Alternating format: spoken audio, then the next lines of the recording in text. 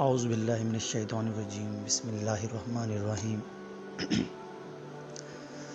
معزز سامعین کرام، السلام علیکم۔ ہمارے آج کے جو ٹاپک ہے وہ سورۃ فاتحہ کا ترجمہ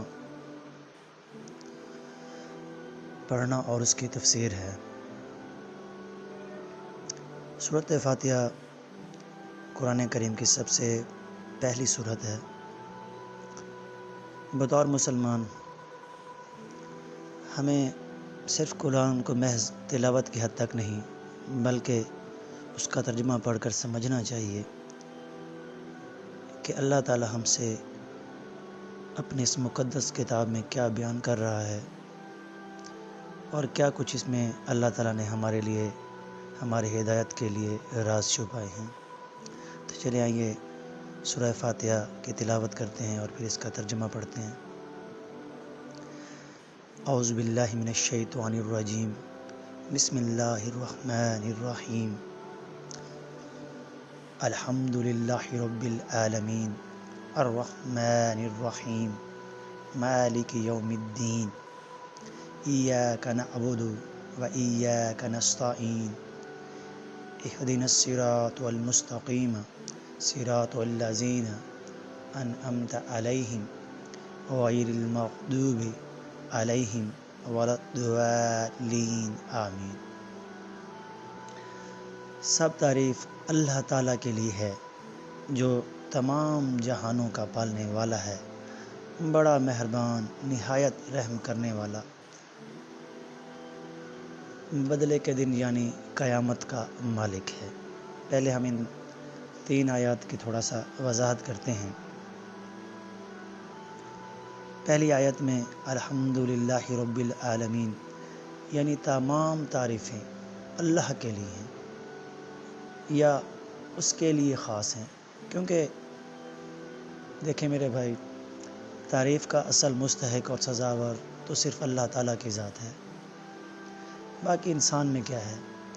اگر انسان میں کوئی خوبی ہے بھی صحیح تو وہ بھی اللہ تعالیٰ کی ہی عطا کردہ ہے، کیونکہ تعریف صرف اسے ہی جچتی ہے جو لازوال ہو، جو نہ ختم ہونے والی چیز ہو۔ انسان کی تمام خوبیاں وقتی طور پر ہیں، جلد یا بعدیر انہوں نے ختم ہی ہو جانا ہے۔ انسان کی طاقت، جرأت، حسن، مال و دولت سب ٹیمپریری ہوتا ہے۔ کسی کے اندر کوئی خوبی، حسن یا کمال ہے تو وہ بھی اللہ تعالیٰ کا پیدا کردہ ہے، اس لیے تعریف کا مستحق بھی وہی اللہ ہے۔ اللہ کا ذاتی نام، اس کا استعمال صرف اسی کے لیے جائز ہے۔ اور جب کوئی الحمدللہ کا ورد کرتا ہے تو اصل میں وہ کلمہ شکر کرتا ہے، جس کی بڑی فضیلت بھی ہے۔ احادیث میں تو بہت بار آیا ہے، مگر ایک جو بڑی ہی مشہور حدیث ہے، لا الہ الا اللہ افضل ذکر و افضل الدعاء الحمدللہ۔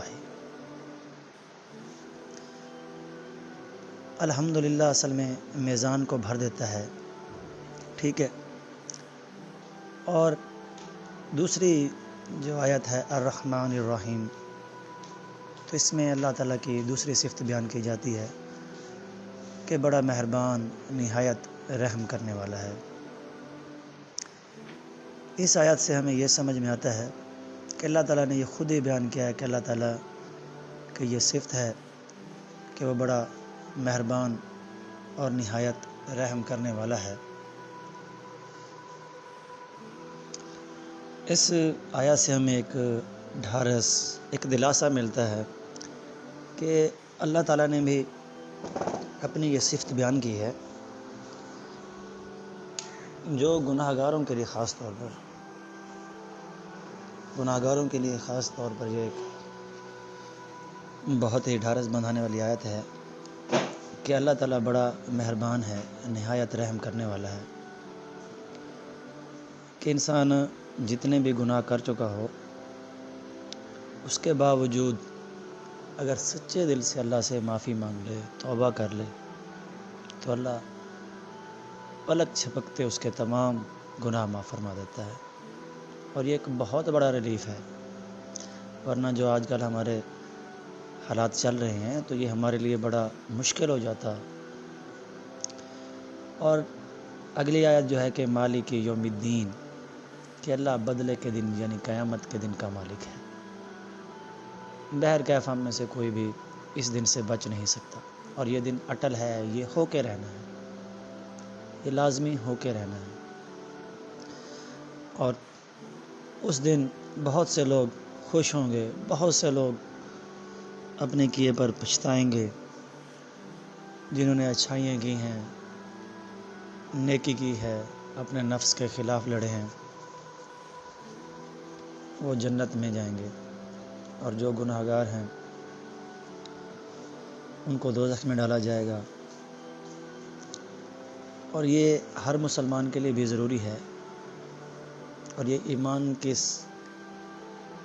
حصہ ہے کہ ہر مسلمان کو صدق دل سے اس پر یقین ہونا چاہیے کہ قیامت کا دن اٹل ہے، اور اللہ تعالیٰ اس دن انصاف کرنے والا ہے۔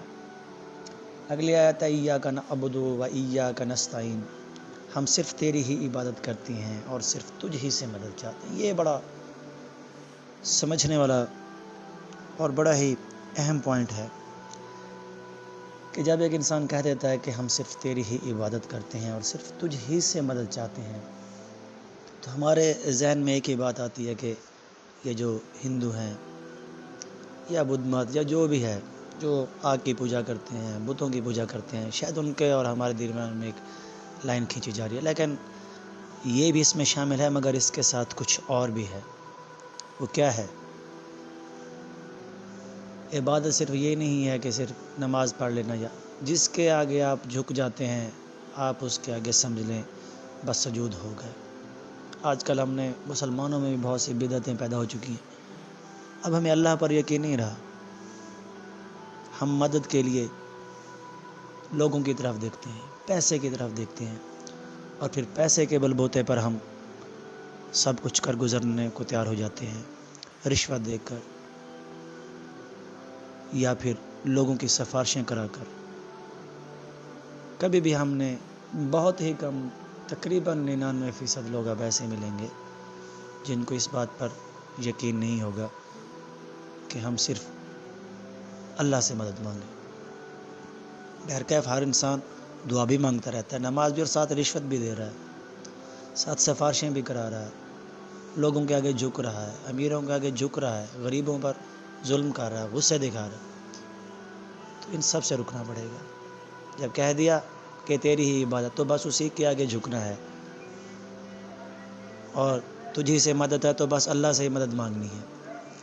تو یہ چیزیں ذہن میں۔ اس کے بعد ہے اہدنا الصراط المستقیم، ہمیں سیدھی اور سچی راہ دکھا۔ یہاں پر انسان دعا مانگتا ہے